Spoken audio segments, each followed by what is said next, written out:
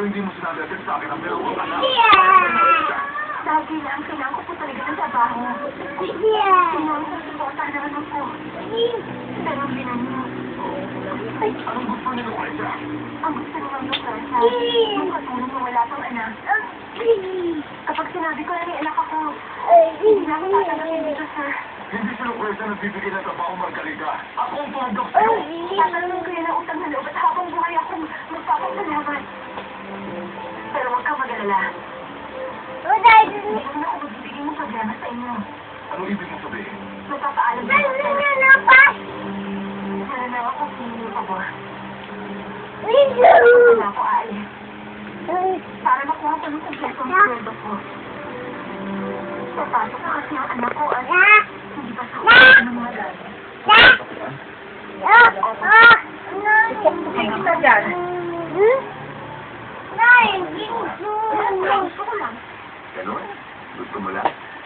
Umiiyak na ba kayo? Hindi. Sa totoo lang eh. Para akong sisipunin mo yun. Alam mo, si Mama nagsisimula ng dito. Bakit mo naman nasabi yun? Alam mo po kasi, kapag umiiyak yun, wala raw po yun. Nagsipon lang daw siya. Alam mo nakakatuwa. Ang mga matagal na naiiyak kapag merong nakakabita. Bakit? Nakakatawa nga talaga kayo.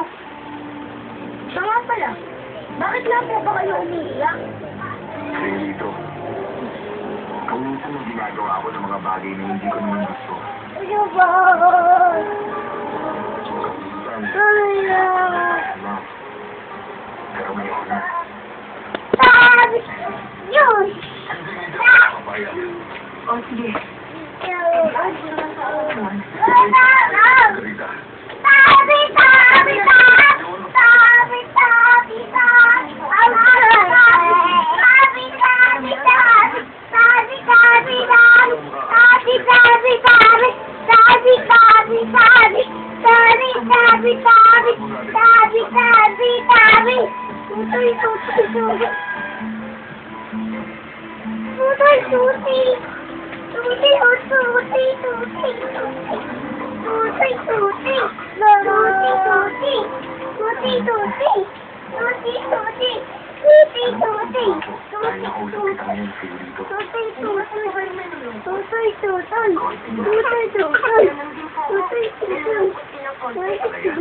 Alam ko na kung bakit nalulungkot ka. Bakit po? Dahil bukas, pasok ka na sa eskwela. Ganyan din ako ng bata ako nalulungkot dahil tapos na ang bakasyon. Tapos na! Ano naman po ang pagpasok ko sa eskwela? Ah, talaga? Bakit? Tutoy! Pagpasok tulad ko. Sasabihin ko sa kanya bukas. Po sa tabi ko.